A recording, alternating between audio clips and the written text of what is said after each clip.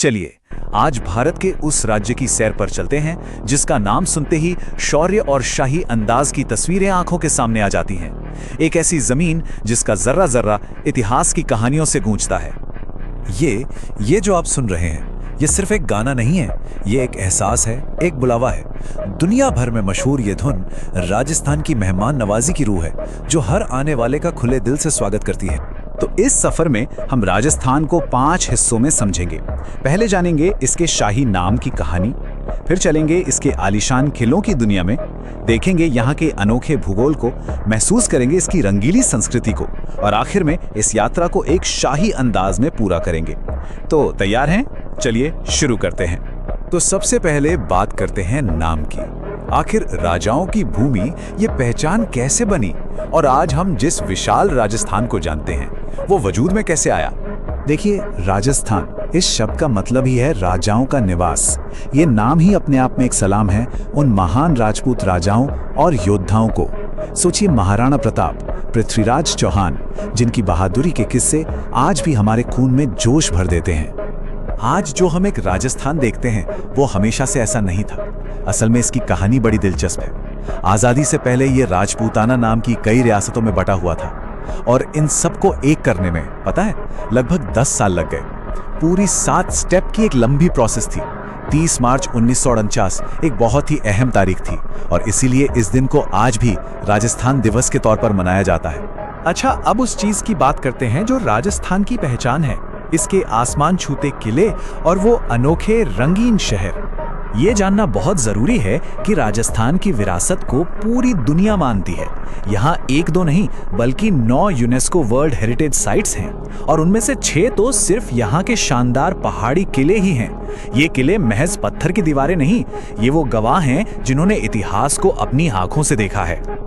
और यहाँ का हर किला, मतलब हर किला अपने आप में एक अजूबा है। चित्तौड़गढ़ ये कोई छोटा मोटा किला नहीं, पूरे भारत का सबसे बड़ा किला है। फिर है कुंभलगढ़ जिसकी दीवार, अरे भाई, ग्रेट वॉल ऑफ चाइना के बाद दुनिया में दूसरे नंबर पर आती है। और जैसलमेर वो तो एक जिंदा किला है, आज भी हजारों लोग उसके अंदर रहते हैं, सोचिए जरा।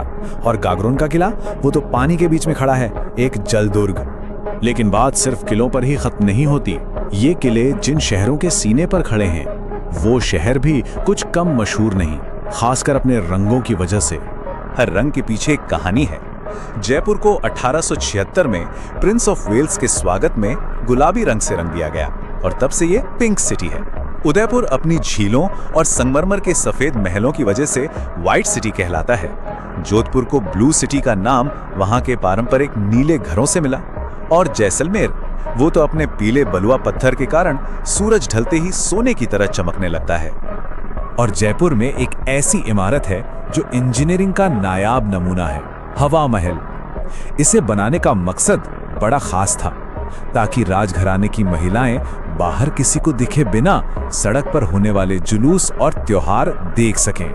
और इसका डिजाइन कमाल का है। इसमें एक तो नहीं, पूरी 593 छोटी छोटी खिड़कियां हैं जिन्हें झरोखे कहते हैं।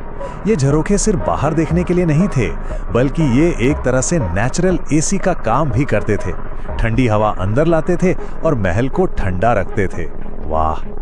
चलिए अब इंसानों के बनाए अजूबों से थोड़ा आगे बढ़ते हैं और नजर डालते हैं इस राज्य के कुदरती नजारों पर जो उतने ही हैरान करने वाले हैं। जब भी कोई राजस्थान का नाम लेता है तो दिमाग में सबसे पहले रेगिस्तान आता है ना?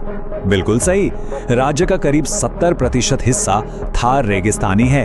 पर रुकिए, बाकी का 30% एक बिल्कुल अलग कहानी कहता है। तो यहाँ एक सवाल दिमाग में आता है ना, कि भाई अगर इतना बड़ा रेगिस्तान है तो ये फैलता क्यों नहीं?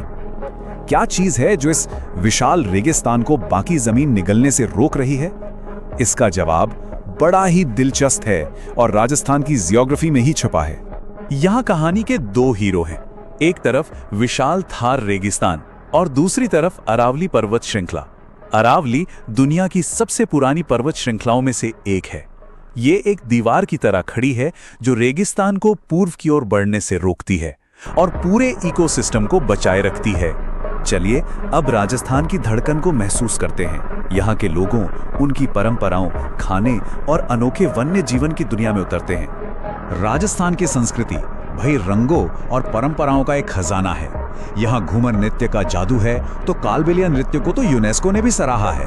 और खाने की बात हो तो दाल बाटी चूरमा के बिना तो सब अधूरा है। और हाँ, यही लगता है दुनिया का सबसे बड़ा ऊंटों का मेला पुष्कर में। यहाँ की आस्था भी बहुत अनोखी है। एक तरफ करणी माता का मंदिर है जहाँ हजारों चूहे आजादी से घूमते हैं और उन्हें पवित्र माना जाता है, तो दूसरी तरफ पुष्कर में भगवान ब्रह्मा को समर्पित भारत का अकेला बड़ा मंदिर है। और ये धरती सिर्फ इंसानों और इमारतों की नहीं है। रणथंभौर के जंगलों में शानदार रॉयल बंगाल टाइगर का राज है, तो वहीं केवलादेव नेशनल पार्क दुनिया भर के पक्षी प्रेमियों के लिए जन्नत है, जहां साइबेरिया से भी मेहमान पक्षी उड़ कर आते हैं। तो अब जब हमारा ये सफर अपने आखिरी पड़ाव पर है, तो चलिए उन सभी अनुभवों को एक साथ पिरोते हैं जो राजस्थान को इतना यादगार बनाते हैं। तो राजस्थान का सार क्या है?